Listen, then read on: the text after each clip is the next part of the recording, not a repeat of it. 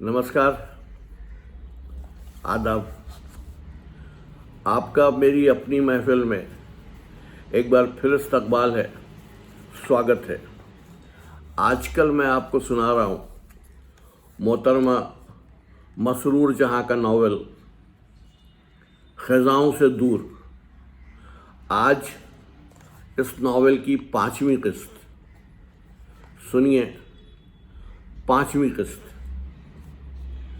जिस दिन अनवर मियाँ कनॉट प्लेस संजीदा के पास गए, उन्होंने संजीदा से भी गज़ल और रूमान की निस्बत पक्की करने का जिक्र किया, जिसे सुनकर संजीदा मुस्कुराने लगी।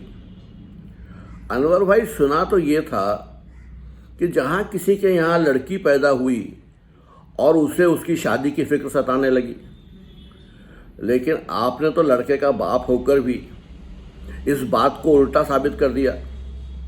अभी रूमान है ही कितना बड़ा और शादी भी ठहरा दी।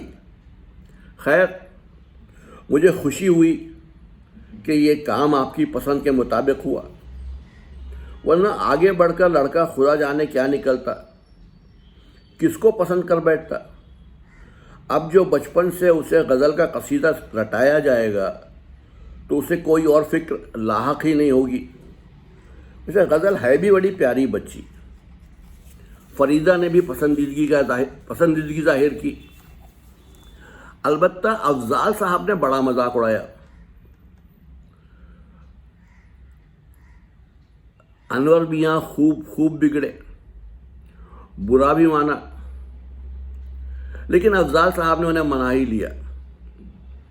चंद रोज़ के बाद ये लोग लखनऊ के लिए सवार हो गए। स्टेशन पर आलम मियाँ, माँ नफीसा और बच्चों के पहुँचाने आए, और अफजाल साहब और फरीदा भी। ये लोग जल्दी फिर आने का वादा करके उन सबसे रुखसत हो गए।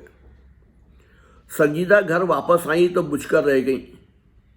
वही घर, वही माहौल, और फिर रहमान की तकलीफदेह बातों की याद उन्हें उदास कर दिया करती। जब तक दिल्ली में रहीं, हर गम और फिक्र से दूर रहीं। यहाँ फिर वही फिक्र और परेशानी थी। अनवर मियाँ जायदाद के इंतज़ाम में मशगूल हो गए। गफूर ने संजीदा को बताया कि एक दिन रहमान साहब आए थे, उसके बाद नहीं आए। संजीदा कहकर रह गई। रूमान की तबीयत कुछ ख़राब थी। 2 रोज़ से उसे बुखार आ रहा था। संजीदा उसे लेकर डॉक्टर के पास गई। डॉक्टर अहमद ने उसे देखकर दवा लिख दी।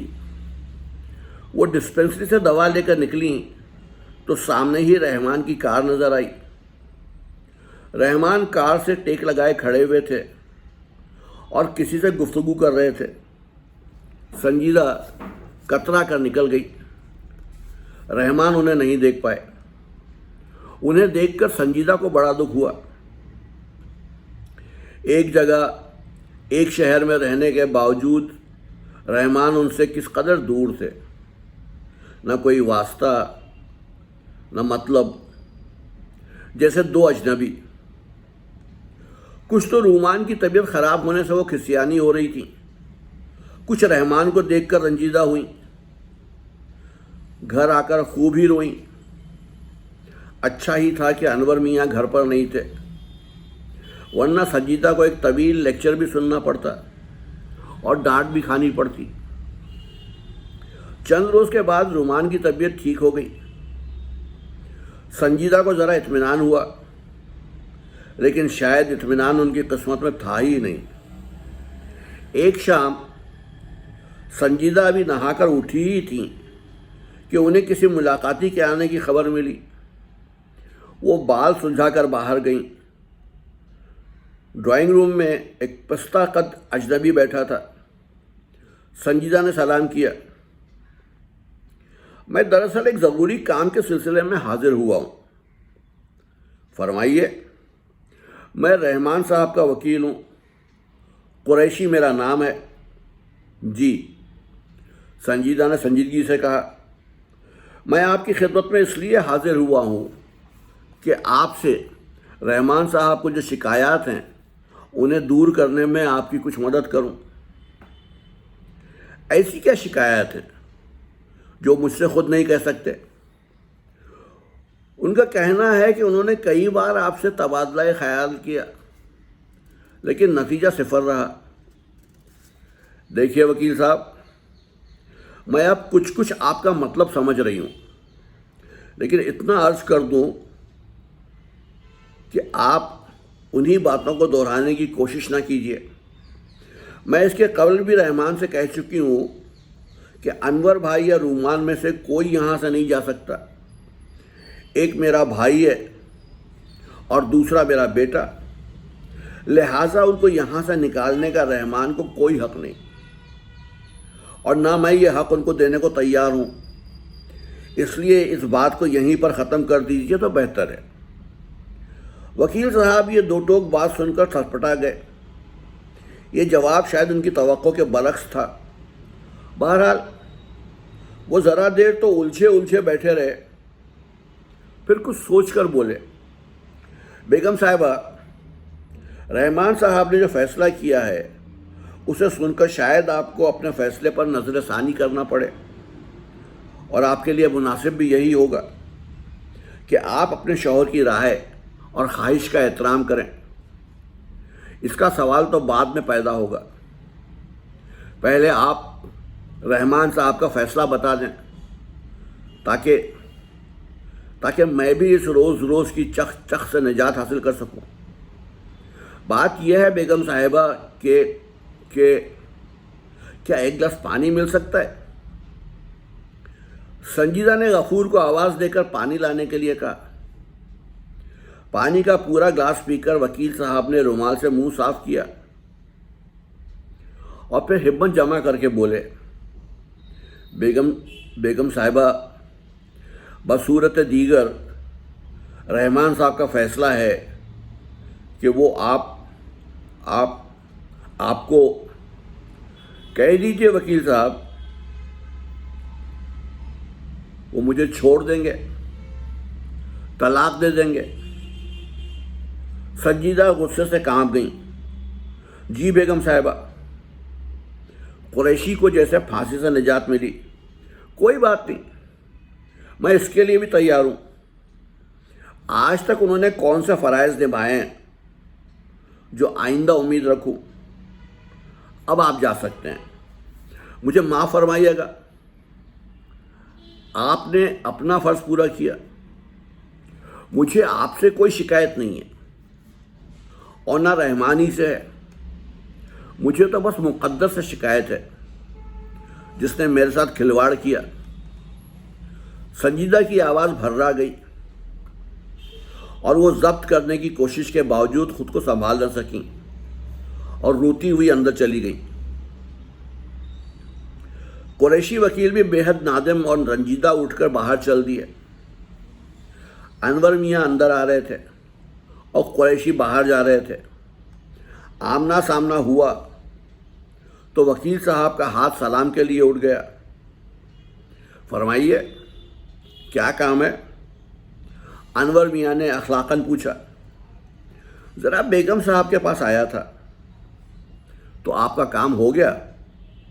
काम इतना आसान नहीं है जनाब। अगर आप इस घर के ज़िम्मेदार फ़र्द हैं तो मेहरबानी से ताउन फरमाएं ताकि ये मसला हल हो जाए। चलिए, बड़े कमरे में चलिए और तफसील से बताइए मामला क्या है। इत्मीनान रखिए, मैं इस घर का बही ख़्वाह और मुखलिस हूँ। शुक्रिया। वकील साहब एक कुर्सी पर बैठते हुए बोले। अनवर मियाँ भी उनके मुकाबिल बैठ गए। वकील कुरैशी ने रहमान की शराइत दोहराई और फिर संजीदा का फैसला भी सुना दिया, जिसे सुनकर अनवर सोच में पड़ गए। अब आप ही फरमाइए कि क्या सूरत बेहतर रहेगी। मैं वही सोच रहा हूँ। मेरे ख्याल में अनवर साहब का यहाँ से चला जाना बेहतर ही होगा, और जो लड़का वो अपने साथ लाए थे उससे भी ले जाना बेहतर रहेगा। रहमान साहब की तो यही शरायत हैं। बेशक हैं। अनवर मियाँ बदस्तूर सोच में डूबे हुए बोले।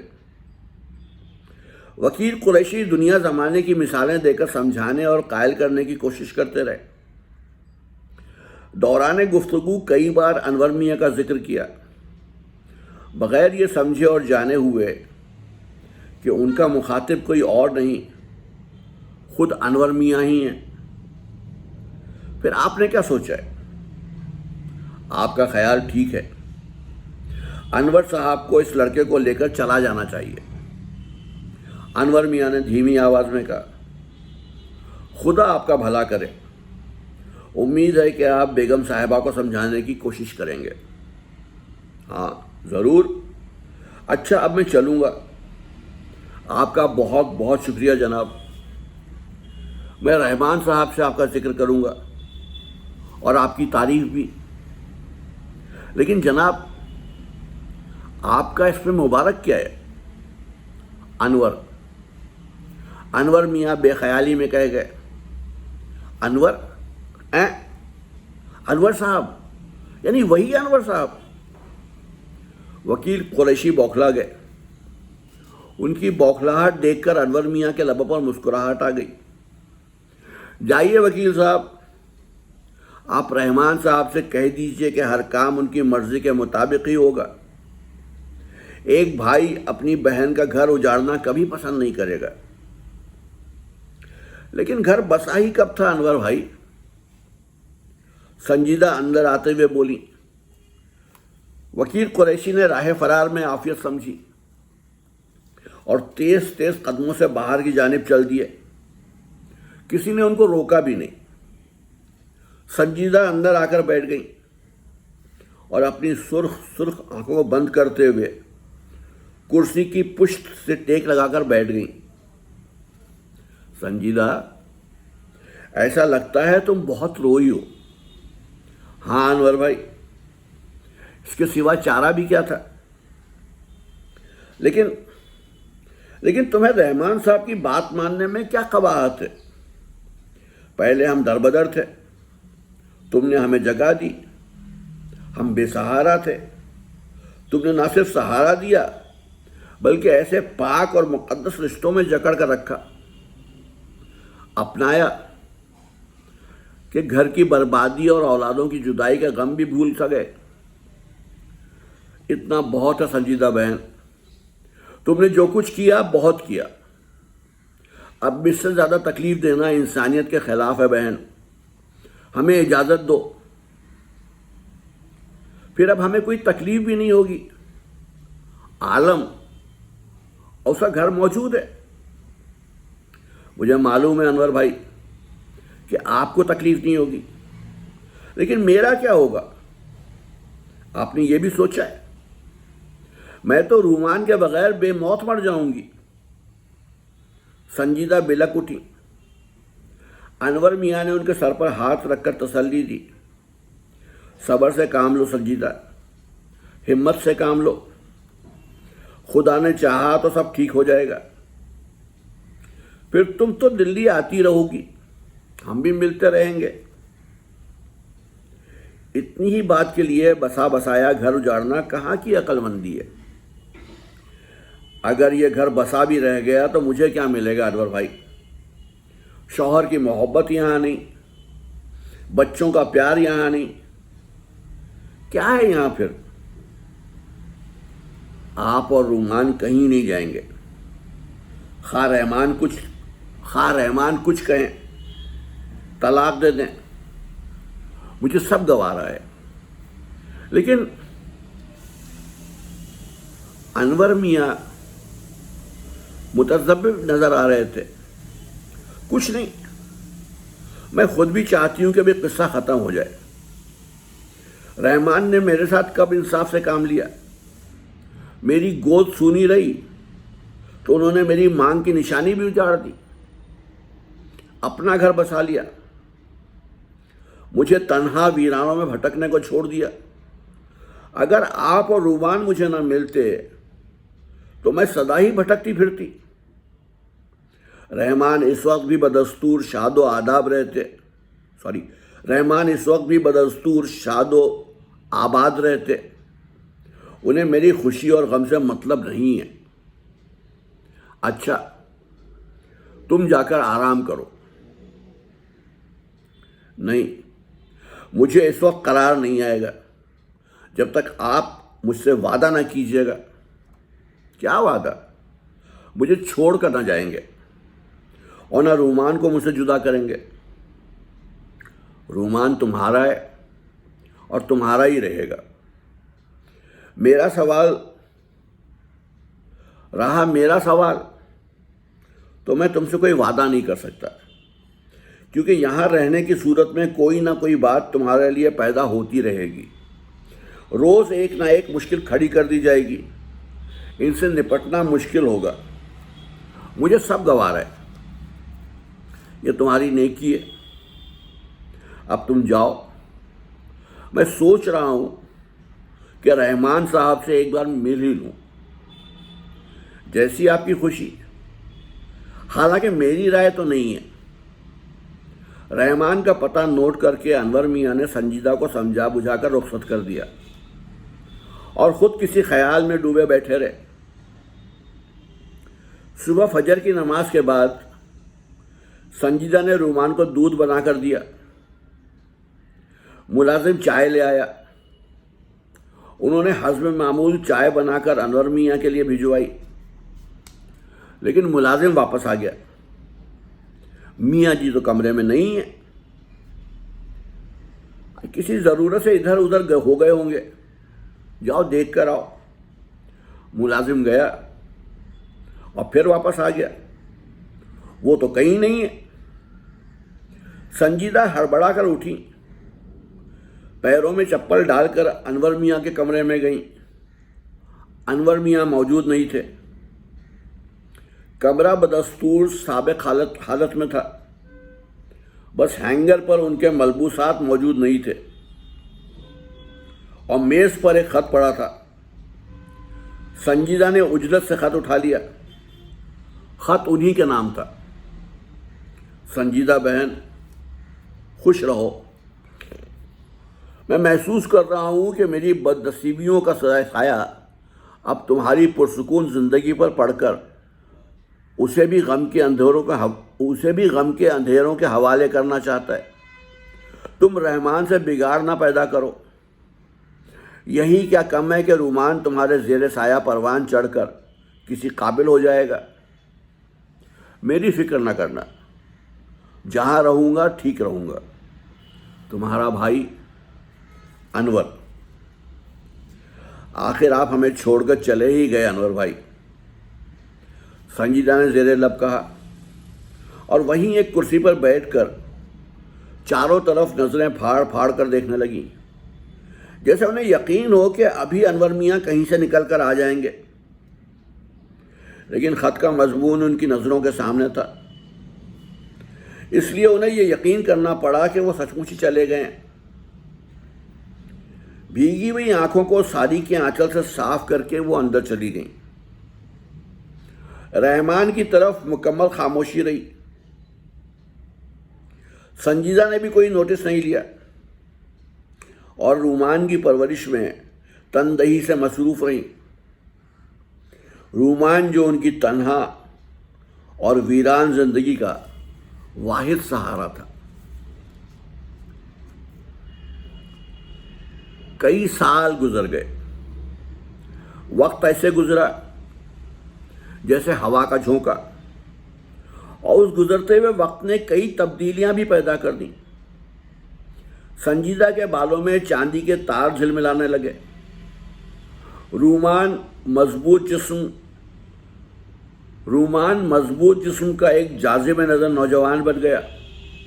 बुढ़ापे और जवानी के इस दौर के पीछे छोटे बड़े, अहम और गैर अहम कई वाक़यात रहे, लेकिन संजीदा सारी बातें खंदा पेशानी से बर्दाश्त करती रहीं।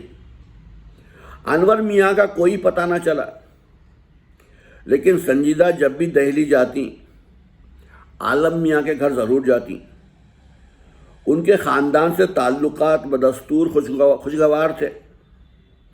दरअसल अनवर मियाँ ने जिस रिश्ते का इस्तेहकाम कर दिया था उस पर भी कायम थे।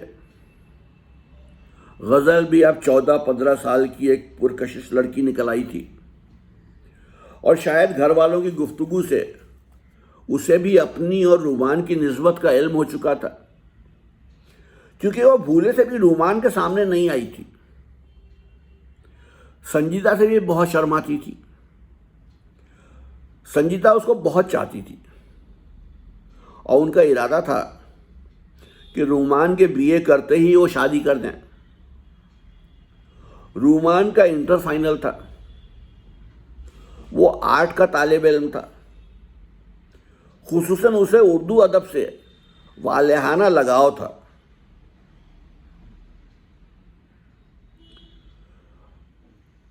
अपने मजहब से प्यार के बावजूद वो अपने मुल्क का बेहद वफादार था।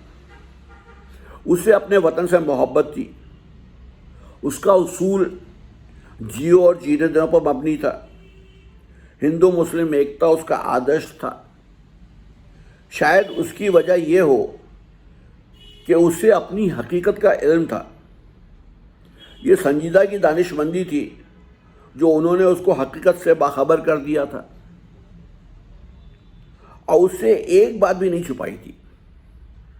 शायद छुपा जाती, शायद ये राज अपने दिल में रख लेती, लेकिन उन्हें रहमान की तरफ से हर वक्त इस बात का धड़का सा लगा रहता कि कहीं वो उसको उनकी तरफ से बदगुमान न कर दे और उनका वो बेटा जो उनकी वीरान जिंदगी का वाहिद सहारा है उनसे बदजन हो जाए। रहमान ने उन्हें तलाक नहीं दी थी, ना उन्होंने ख्वाहिश जाहिर की थी, ना उसकी ज़रूरत ही महसूस की थी। बहरहाल शौहर होने का हक़ उनको हासिल था और अपने इस हक़ का वो इस्तेमाल कर सकते थे। यही वजह थी कि संजीदा को असलियत जाहिर करना बहुत ज़रूरी मालूम हुआ। उस दिन रूमान का मैट्रिक का रिजल्ट निकला था। वो फर्स्ट डिवीज़न से कामयाब हुआ था। अखबार लेकर वो दौड़ा हुआ घर आया और फिर अपनी कामयाबी की खुशखबरी संजीदा को सुनाई। रूमान उनके गले में बाहें डालकर बोला, अम्मी, मेरी प्यारी अम्मी, आपकी दुआओं से मैं कामयाब हो गया। संजीदा ने उसे गले से लगा लिया, खूब प्यार किया और आंसुओं से लबरेज आंखें साफ करते हुए बोली, बेटा, आज मैं किस कदर खुश हूँ। खुदा तुम जैसा नेक और लायक बेटा हर एक को दे। अम्मी प्यारी, इस खुशी के मौके पर तो मुझे इजाज़त दे दीजिए कि आपसे एक सवाल पूछ सकूं। बेशक। आप मुझे मेरे अब्बा के मुतालिक कभी कुछ नहीं बताती। वो कहाँ हैं? आपसे और हमसे नाराज़ क्यों हैं? हमसे कौन सा कसूर ऐसा हुआ कि वो कभी हमसे मिलने भी नहीं आते? अच्छी या बुरी कोई बात भी सुनने के लिए मैं तैयार हूँ अम्मी। रूमान बहुत संजीदा था और यह मौका था कि उसको सब कुछ बता दें और उन्होंने ऐसा ही किया। बेटा, मुझको तुम्हारे अब्बा तो क्या, अम्मी के मुतालिक भी कुछ नहीं मालूम है। और फिर संजीदा ने अनवर मियाँ की ज़बानी सुनी हुई पूरी कहानी दोहरा दी। कहानी के अख्ताम पर उन्होंने नज़र उठाकर रूमान को देखा। रूमान की आंखों से आंसू टप टप गिर रहे थे। संजीदा ने उसे सीने से लगा लिया। मेरे लाल, तुमको रंजीदा होने की ज़रूरत नहीं है। जब भी कभी फसाद हुए हैं, न जाने कितनी माँओं की गोदियाँ उजाड़ी गई हैं, न जाने कितने बच्चे बिन माँ के हो गए हैं। खुदा का लाख लाख शुक्र है कि अनवर भाई तुमको लेकर यहाँ आ गए। मेरी गोद सूनी थी, तुमने उसे आबाद कर दिया और मेरी ज़िंदगी की बड़ी कमी पूरी हो गई। उसके लिए मैं परवरदिगार की भी एहसानमंद हूँ और अनवर भाई की भी।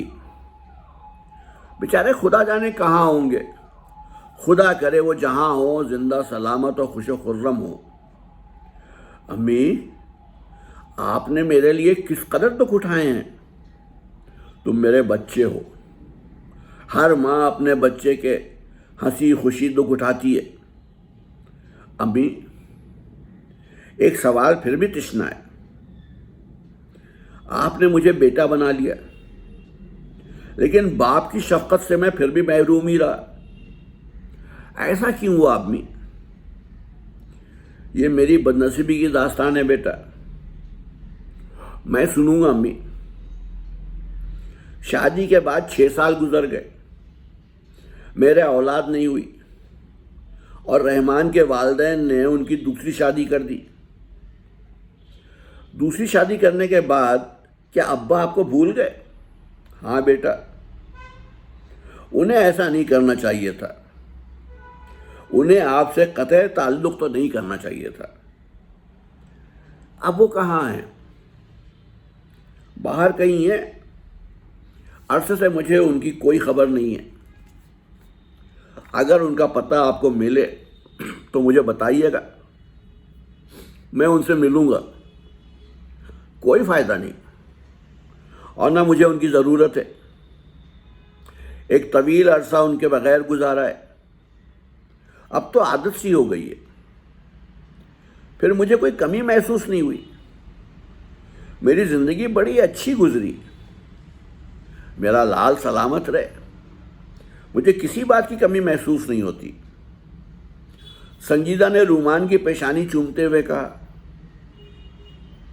और संजीदा की वालिहाना मोहब्बत से रूमान को यकीन हो गया कि उसकी अम्मी उसे ऐसा ही चाहती हैं जैसे वो उन्हीं के कोख से पैदा हुआ हो। उसके दिल में संजीदा की इज्जत और मोहब्बत जो दो चंद हो गई। वो उन्हें और ज़्यादा चाहने लगा। अब उसकी यही कोशिश रहती थी कि वो संजीदा जैसी मेहरबान, शफीक और चाहने वाली हस्ती को इतना प्यार और इतनी चाहत दे कि वो अपनी सारी उदासियां भूल जाए। साथ ही उसे फसाद के नाम से नफरत हो गई। फसाद जिसने उससे उसके माँ बाप को छीन लिया। फसाद जिसके हाथों उसकी माँ को मरना पड़ा। फसाद जिसने अनवर मियाँ जैसे मुखलिस इंसान से उनका सब कुछ छीन लिया। फसाद जो मुल्क की जड़ें खोखली करने वाला एक भयानक और ख़तरनाक मूजी अफरियत है, और उसने अपनी ज़िंदगी का मकसद फसाद के ख़िलाफ़ लड़ना ही बना लिया, ताकि किसी माँ को ना मरना पड़े, किसी बच्चे को बिन माँ बाप का ना होना पड़े, किसी माँ की गोद ना उजड़े, कोई अनवर मियाँ अपने ख़ानदान को ना खो सकें। मुल्क की खुशहाली, तरक्की, नज़म व नस्क सबको किस कदर नुकसान उठाना पड़ता है। और रूमान हद से ज़्यादा सुलह पसंद और मोहब्बत करने वाला नौजवान बनता गया। कॉलेज में अगर किसी लड़के का झगड़ा हो जाता तो रूमान फ़ौरन सुलह सफाई के लिए भाग दौड़ करने लगता। इलेक्शन के ज़माने में भी उसकी यही कोशिश रहती कि लड़ाई झगड़ा ना होने पाए।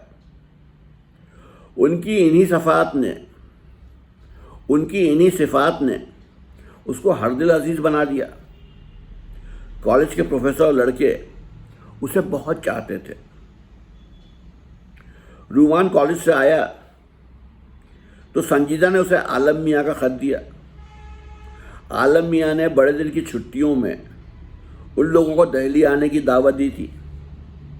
अम्मी, आलम मामू को मुनासिब जवाब लिख दीजिए। आने के मुतालिक क्या लिखूं? जो आपका दिल चाहे। क्या हर्ज है? अगर चंद रोज़ दिल्ली हो आए, कोई हर्ज नहीं है। फरीदा खाला भी खुश हो जाएंगी।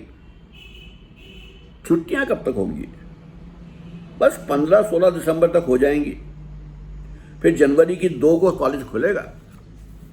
ठीक है, हम 20 दिसंबर तक चले जाएंगे। संजीदा ने प्रोग्राम बनाया और रूमान नहाने चला गया। उस शाम रूमान अपने एक बीमार दोस्त की अयादत के लिए उसके घर गया। वहां बातें करते हुए उसे काफी देर हो गई। अपनी अम्मी का ख्याल आ गया तो वो दोस्त से इजाजत लेकर घर रवाना हुआ। गलियां पुरपेश थीं। वो जल्दी जल्दी साइकिल चलाता हुआ जा रहा था।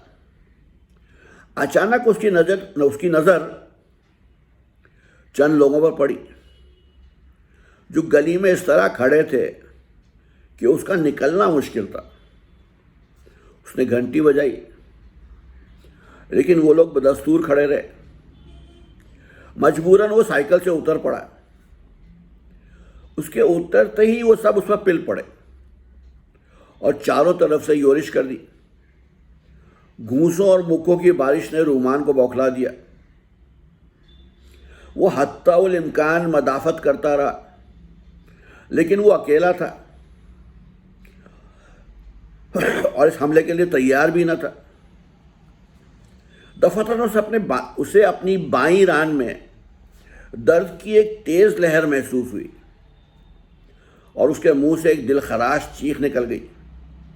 वो लड़खड़ा कर गिर पड़ा। सब लोग उसे छोड़कर भाग गए। रूमान बेहोश हो गया। चाकू ने उसकी रान को इंच लंबा जख्म लगा दिया था।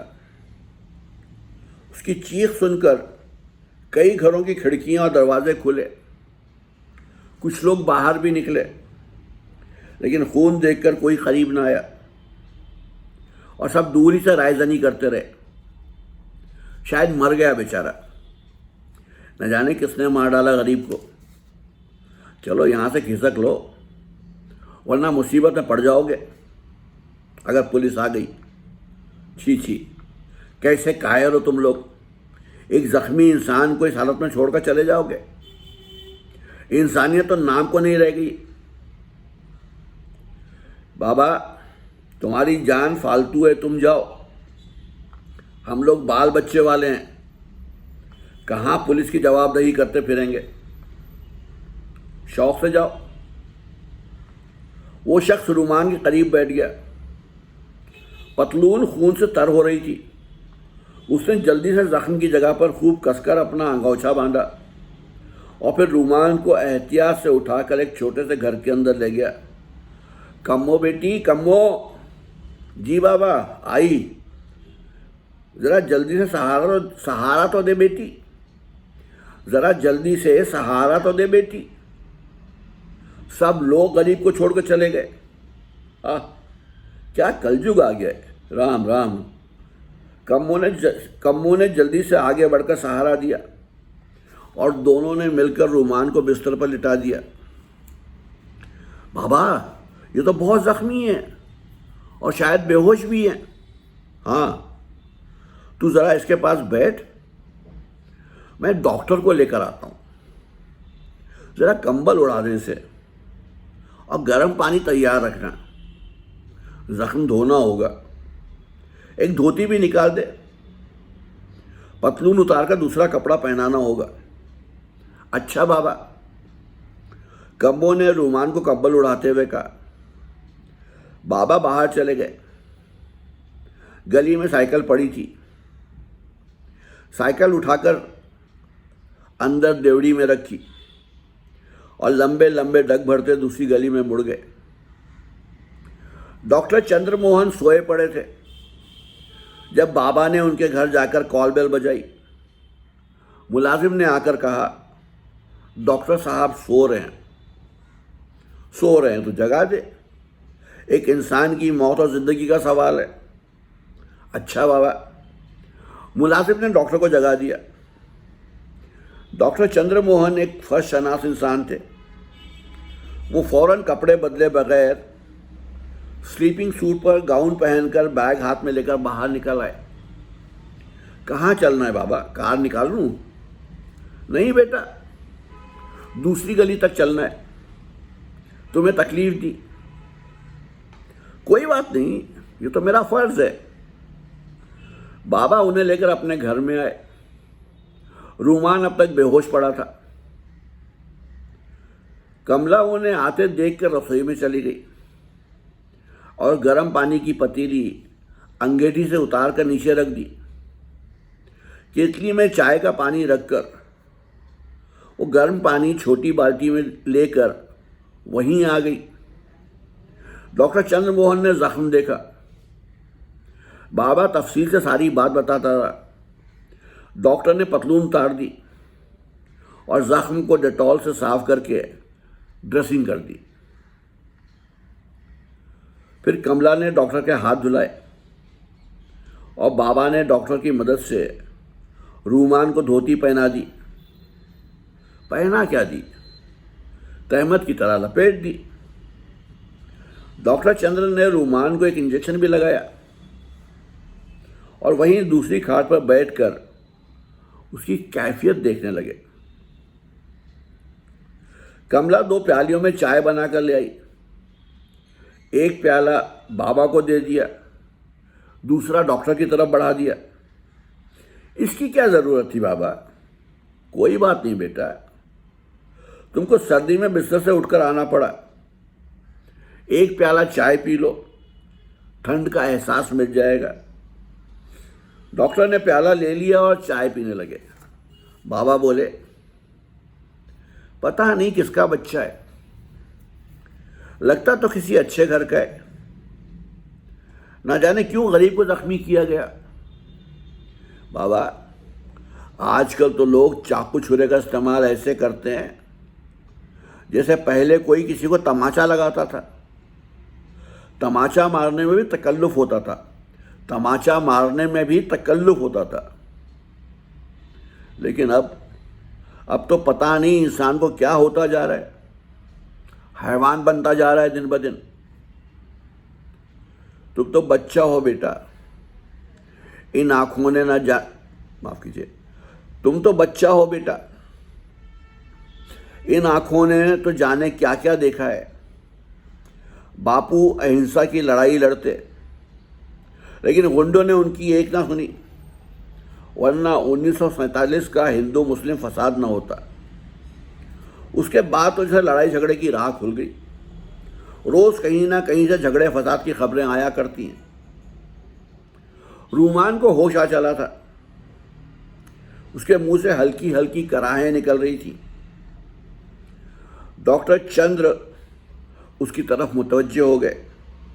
थोड़ा गर्म दूध लाइए। इस बार चंद्र खुद ही कमला से मुखातिब हो गए। कमला दूध लेने चली गई।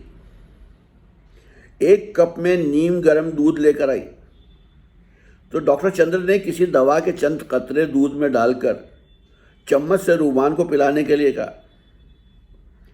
डॉक्टर ने सर थामा। कमला चम्मच से थोड़ा थोड़ा दूध रूमान के हलक में टपकाती रही। आधा कप दूध पीने के बाद रूमान ने आंखें खोल दी। तकलीफ का एहसास होश में आने के बाद और ज़्यादा बढ़ गया। उसने आंखें खोलकर इधर उधर देखा। आहिस्ता से पुकारा, अम्मी, बेटा कैसी तबीयत है तुम्हारी? घबराओ नहीं, तुम अब अच्छे हो। देखो ये डॉक्टर साहब बैठे हैं। बाबा ने प्यार से रूमान की पेशानी पर हाथ रखकर कहा, आप? हाँ बेटा, अब तुम भगवान की दया से ठीक हो। लीजिए, ये थोड़ा दूध और पी लीजिए। डॉक्टर चंद्र ने नरमी से कहा। कमला ने चम्मच से बाकी दूध भी पिला दिया और डॉक्टर चंद्र ने एक कैप्सूल खिलाया और फिर ज़रा देर के बाद चंद कतरे किसी दवा के पिलाए और एक इंजेक्शन लगाकर बैग बंद कर दिया। बाबा, अब ये आराम से सोते रहेंगे। मैंने नींद आने का इंजेक्शन दे दिया है। भगवान ने चाहा तो सुबह तक इन्हें काफ़ी आराम हो जाएगा। सुबह मैं फिर आऊँगा। चलो बेटा, मैं तुम्हें घर छोड़ाऊँ। कमल बेटी, ज़रा यहाँ आना। बाबा ने कमल को इशारा किया। कमल ने 10 रुपए का नोट बाबा को पकड़ा दिया। बेटा मैं गरीब हूँ, जानता हूँ कि डॉक्टर, माफ़ी जगह, बेटा मैं गरीब हूँ, जानता हूँ कि रात को डॉक्टर की डबल फीस हो जाती है, लेकिन बाबा आप मुझे शर्मिंदा ना करें। अगर आप इंसानियत की कुछ आप अगर माफ़ कीजिए, अगर आप इंसानियत की कुछ खिदमत कर सकते हैं तो क्या मैं नहीं कर सकता? ये मरीज़ ना आपका कोई है ना मेरा, लेकिन इंसानियत के नाते दोनों का इससे बराबर का रिश्ता है। अब आप आराम कीजिए, मैं चला जाऊंगा। जुग जुग जियो बेटा, फलो फूलो खुश रहो, मैं चल रहा हूं। कमल जरा दरवाज़ा तो बंद कर ले, मैं डॉक्टर बाबू को छोड़कर अभी आता हूं। डॉक्टर चंद्र ने नजर उठाकर कमल की तरफ देखा। न जाने क्या बात थी, कमल का चेहरा फूल की मानंद खिला हुआ था। डॉक्टर मुस्कुराया और गर्दन झुकाकर बाहर निकल आया। बाबा उसके साथ साथ थे। डॉक्टर चंद्र को घर पहुंचाकर बाबा वापस आ गए और फिर वो और कमल बारी बारी रात को जागते रहे। रूमान इंजेक्शन की वजह से सारी रात आराम से सोता रहा। सुबह रूमान की आंख खुली तो उसने इधर उधर देखा, नई जगह मालूम हुई। जिस्म पर नजर डाली, पैर में तकलीफ महसूस हुई तो उसे रात का वाकया कुछ कुछ याद आ गया। सर में सख्त दर्द महसूस हो रहा था। एक कमरे से बाबा निकलकर बाहर आए। रूमान को देखा। रूमान ने उठना चाहा, लेकिन बाबा ने मना कर दिया। लेटे रहो बेटा, अब कैसी तबीयत है? ठीक है। आप? मैं यहाँ कैसे आया? कहाँ हूँ मैं? बेटा रात तुम्हारा कुछ लोगों से झगड़ा हो गया था। झगड़ा? नहीं तो। लेकिन हाँ, वो तो खुद ही मुझे मारने लगे, फिर जख्म लगाकर चलते बने। मेरी समझ ही में ना आया कि क्या वजह थी इस तरह मारने की। बेटा सूरत से तुम शरीफ लगते हो, जरूर किसी ने तुमको मारने के लिए किराए के गुंडे भेजे होंगे। मेरी तो किसी से दुश्मनी भी नहीं है। खैर जाने दो। अब तुम बताओ, इस वक्त तुम नाश्ते में क्या लोगे? कमल ने तुम्हारे लिए साबूदाने की खीर बनाई है। कमल इधर आ, जरा मुंह धोने के लिए गर्म पानी तो लेती है। हाँ बेटा। तुम्हारा नाम क्या है? मेरा नाम रूमान है बाबा, और मैं मुसलमान हूं। अच्छा रूमान, अब तुम जरा मुंह हाथ धो लो, बस इधर ही जरा खिसक कर धो लो, टांग को ना हिलाना जुलाना। डॉक्टर साहब अभी आते ही होंगे। कमल पानी डालती रही। रूमान ने मुंह धो लिया। कमल एक कटोरे में खीर ले आई। लो जरा सी खा लो, फिर चाय पी लेना, बाबा ने मोहब्बत से कहा। कमल ने सिरहाने तकिए लगाकर सर ऊंचा करवा दिया। कटोरा करीब तिपाई पर रख दिया और रूमान ने चम्मच से खीर खा ली, चाय भी पी ली। कमल बर्तन उठाकर ले गई। आपको मेरी वजह से कितनी तकलीफ हुई। कोई बात नहीं बेटा, इंसान ही इंसान काम आता है। तुम जख्मी पड़े थे, क्या तुमको यूं ही छोड़ देता? तुम भी तो आखिर इंसान हो। बाबा मैं आपका इंतहाई एहसानमंद हूँ, और अपनी इस बहन का भी, जो एक मुसलमान की इतनी खिदमत कर रही है। रूमान ने कमल को देखकर मोहब्बत आमेज लहजे में कहा। कमल बर्तन उठाने आई थी। आपने मुझे बहन कहा है। इस पवित्र रिश्ते की लाज निभाने के लिए मुझे सचमुच आपकी बहन बनकर रहना होगा। कमल हंसी। बाबा भी हंसने लगे। उस वक्त डॉक्टर चंद्र ने आवाज़ दी, आओ डॉक्टर बाबू। लो देखो, वो तुम्हारा डॉक्टर भी आ गया। भगवान के बाद तुम्हें इनका शुक्रिया अदा करना चाहिए। अगर ना ये आते तो न जाने तुम्हारा क्या हाल होता। आदाब डॉक्टर साहब, मैं सचमुच आपका बहुत शुक्रगुजार हूँ। रूमान ने डॉक्टर चंद्र की तरफ अपना हाथ बढ़ा दिया। डॉक्टर ने उसका हाथ थाम लिया। अब आपकी तबीयत कैसी है? सब आप लोगों की मेहरबानी है, अब काफ़ी ठीक हूँ। अच्छा, कुछ खाया पिया भी? ज़रा सी साबूदाने की खीर दी है। अब आपके ज़ख्म की ड्रेसिंग कर दूँ, जैसी आपकी मर्ज़ी। डॉक्टर ने गर्म पानी के लिए कहना चाहा, लेकिन वे कुछ कहने से पहले ही कमल पानी लेकर आ गई। डॉक्टर ने दिन के उजाले में कमल को भरपूर नज़रों से देखा और पानी का बर्तन थाम लिया। शुक्रिया, डॉक्टर ने ज़ेरे लब कहा। कमल नमस्ते कहकर दोबारा किचन में चली गई। डॉक्टर ने ज़ख्म की ड्रेसिंग की और फिर एक इंजेक्शन भी लगाया। कुछ दवाएं बैग से निकालकर रूमान को दी और उनके इस्तेमाल के लिए तरीक़ा बताया। बैग बंद करके चलने को तैयार हुए तो कमल एक ट्रे में नाश्ता सजा कर ले आई। डॉक्टर बाबू, चाय पी लो, बाबा ने कहा। बाबा, मैं तो नाश्ता करके आया हूँ। कोई बात नहीं, अभी तुम्हारे मरीज ने भी नाश्ता नहीं किया है। रूमान, तुम भी नाश्ता करो। बाबा, मैं तो बस चाय पीऊँगा। बाबा उन लोगों को इखलार करके नाश्ता कराने लगे। खुद भी उनके साथ ही नाश्ता किया और कमल रसोई में बैठी दुज्दिदा नज़रों से डॉक्टर को देखती रही। नाश्ता करके डॉक्टर जाने लगे तो रूमान ने उनसे कहा, डॉक्टर साहब, इस वक्त मैं अपने घर चला जाऊंगा। आप कभी मेरे घर भी तशरीफ़ लाइए। मेरी अम्मी आपसे मिलकर बहुत खुश होंगी। मैं ज़रूर आऊँगा, लेकिन अगर आप 2-4 रोज़ यहीं रह जाते तो ज़्यादा बेहतर होता। हिलना डुलना आपके लिए ठीक नहीं है। फिर मैं भी करीब में रहता हूँ, दिन को 2 बार आकर देख सकता हूँ। कोशिश करूँगा कि आपकी हिदायत पर अमल कर सकूँ। डॉक्टर चंद्र चले गए। जाते हुए उन्होंने पलटकर रसोई की तरफ देखा, लेकिन कमल नज़र नहीं आई। वो कुछ उदास से बाहर चले गए।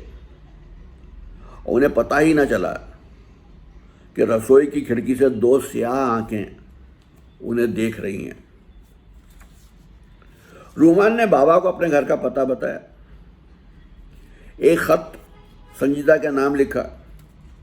अपना मुख्तसर हाल लिखकर बाबा के साथ आने को लिखा था और इत्मीनान दिलाया था कोई ख़ास बात नहीं है। बाबा जिस वक्त कोठी पर पहुंचे, संजीदा बाहर जाने को तैयार थी। बाबा ने वो खत उन्हें दिया। खत पढ़कर संजीदा रोने लगी। क्या हुआ है मेरे बच्चे को? ठीक तो है? चलिए, मैं अभी चल रही हूँ। और संजीदा बाबा का बाजू थाम कर रिक्शा पर बैठ गई। रास्ते में बाबा ने सारा हाल बताया और उनको तसल्ली दी, लेकिन संजीदा तमाम रास्ते रोती रही। बाबा का घर आया। अंदर जाने से पहले बाबा ने फिर संजीदा को समझाया और संजीदा खुद को संभालने की कोशिश करती हुई अंदर दाखिल हुई। सामने ही कमरे में बिस्तर पर रूमान लेटे नजर आए। अब संजीदा को जब्त का यार नहीं रहा। वो दौड़कर रूमान से लिपट गई और फूट फूट कर रोने लगी। बाबा और कमल भी रो दिए। रूमान भी रो रहा था और साथ ही संजीदा को तसल्ली भी देता जा रहा था। ज़रा देर के बाद वो लोग पुरसुकून हुए। कमल ने संजीदा को सहारा देकर बिठाया। मैं रात भर परेशान रही। सुबह तुम्हारे कई दोस्तों को फ़ोन किया, लेकिन सबने लाइल्मी जाहिर की।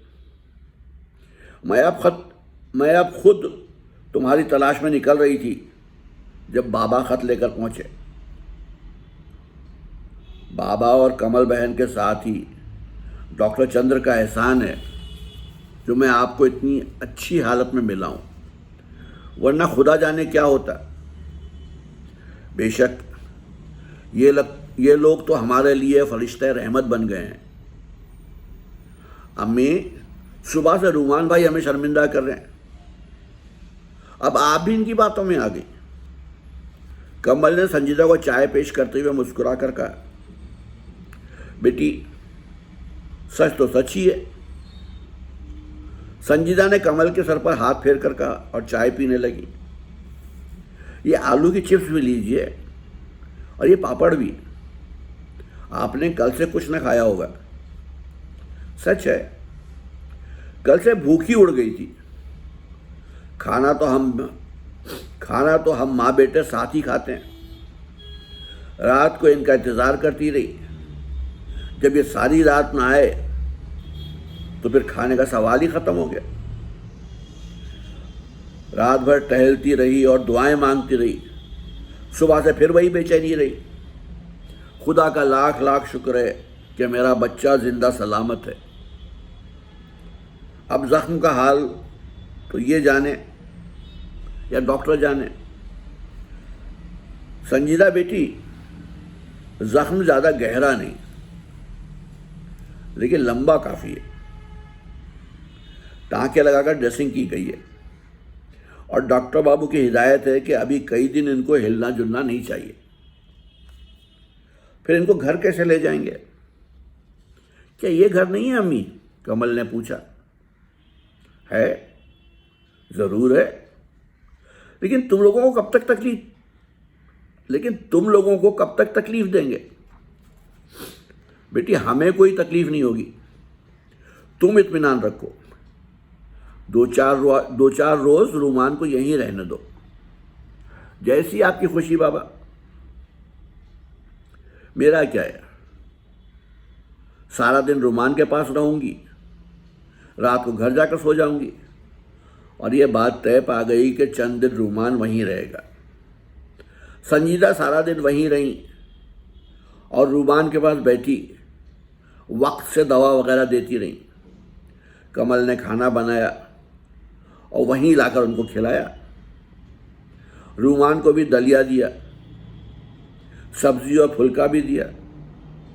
शाम को संजीदा घर जाने लगी तो उन्होंने नोटों की एक गड्डी बाबा को थमा दी। बाबा, ये थोड़े से रुपए हैं, रख लीजिए। रूमान की दवा और फल वगैरह मंगवा लीजिएगा। इसकी ज़रूरत नहीं है बेटी, दवा तो डॉक्टर बाबू खुद ही दे रहे हैं। फल जो रूमान पर पसंद करे कल तुम लेती आना। लेकिन बाबा, ये तो आप रख ही लीजिए। नहीं बेटी, हमारी गुर्बत पर ना जाओ। नहीं बेटी, हमारी गुर्बत पर ना जाओ। हमारा दिल बहुत बड़ा है, भगवान सब पूरी करते हैं। वो तो मैंने खुद भी देखा है। भगवान आपकी नेकियों का अजर देगा। अगर आप रख लेते तो बड़ा अच्छा होता। जिस वक्त ज़रूरत होगी ले लेंगे, बाबा ने टाला। संजीदा सबसे रुखसत होकर चली गई। रूमान, अब तुम्हारा जख्म बेहतर है, घर जा सकते हो। बस चंद दिन चलने फिरने से एहतियात करना, टाँके भी जल्दी कट जाएंगे। मैं तुम्हारे घर रोज आऊँगा, एक बार तो ज़रूर आया ही करूँगा। अभी ड्रेसिंग की ज़रूरत है। मैं आपका किन अल्फाज में शुक्रिया अदा करूँ डॉक्टर साहब? रूमान ने उनका हाथ थाम लिया। शुक्रिया जैसे अल्फाज कहकर मेरे जज्बात को मजरूह ना करो। डॉक्टर ने उसका हाथ गर्मजोशी से दबाते हुए कहा। और फिर टैक्सी आ गई। डॉक्टर और बाबा ने रूमान को सहारा दिया। कमल दौड़ी हुई आई। रूमान भैया, तुम सचमुच जा रहे हो? हाँ बहन। नहीं नहीं, दीदी कहो। मुझे दीदी कहलाने का बड़ा अरमान है। मेरा भी एक छोटा सा भैया था जो हमसे बिछड़ गया। दीदी, मैं जो तुम्हारा भाई हूँ। और कमल ने रूमान के हाथ में राखी का धागा बांध दिया और रूमान ने अपना एक हाथ कमल की गर्दन में डालकर उसकी पेशानी चूम ली। दीदी, मेरी दीदी। भैया, मेरा बहन। कमल रो पड़ी सबकी कमल रो पड़ी। सबकी आंखें आंसू बरसा रही थीं और फिर रुमान वहां से रुखसत हो गया। संजीदा ने बाबा और कमल से घर आने का वादा ले लिया था। उन लोगों के जाने के बाद कमल देर तक रोती रही और बाबा और डॉक्टर चंदर को समझाते रहे। बाबा किसी काम से अंदर गए तो डॉक्टर ने उदास लहजे में कहा, कमल, रोमान तुम्हारा भाई है, वो हर रोज तुम्हारे घर आ सकता है, तुम भी वहां जा सकती हो, मैं यहां कैसे आऊंगा? अब मेरा यहां कोई काम भी नहीं है। डॉक्टर, तुमने हमको एहसान फरामोश समझ लिया है क्या? बाबा बाहर आते हुए बोले, इस घर के दरवाजे तुम्हारे लिए हमेशा खुले रहेंगे, तुम्हें यहाँ आने से कोई मना नहीं कर सकता। तुम हमारे लिए देवता का रूप धारण कर चुके हो डॉक्टर बाबू। डॉक्टर चंद्र ने झुककर बाबा के पैर छू लिए और बाबा ने उन्हें गले से लगा लिया और फिर डॉक्टर चंद्र भी उनसे रुखसत होकर चले गए। जाते वक्त चंद्र ने मुड़कर कमल को देखा। बाबा जरा आगे थे, इसलिए वो ऐसी जसारत कर बैठे थे और कमल ने झुककर उनके चरणों की धूल अपनी मांग में सजा ली। ये एक हिंदू स्त्री का खामोश नजराना अकीदत था अपने देवता के लिए। डॉक्टर चंद्र के लबों पर इत्मीनान भरी मुस्कुराहट रेंग गई और वह हाथ हिलाकर बाबा के करीब आ गए और उनसे बातें करते हुए बाहर चले गए। बाबा डॉक्टर चंद्र को घर तक छोड़कर वापस आए तो उनके छोटे से घर की रौनक खत्म हो चुकी थी। बाबा डॉक्टर चंद्र को घर तक छोड़कर वापस आए तो उनके छोटे से घर की रौनक खत्म हो चुकी थी। कमल घर के कामों में उदास सी मसरूफ थी। वो भी अपनी चौकी पर बैठकर हुक्का पीने लगे। तो ये थी इस नॉवेल की 5वीं किस्त। कल फिर आऊँगा, अगली किस्त सुनाऊँगा आपको। तब तक के लिए इजाज़त दीजिए। आदाब।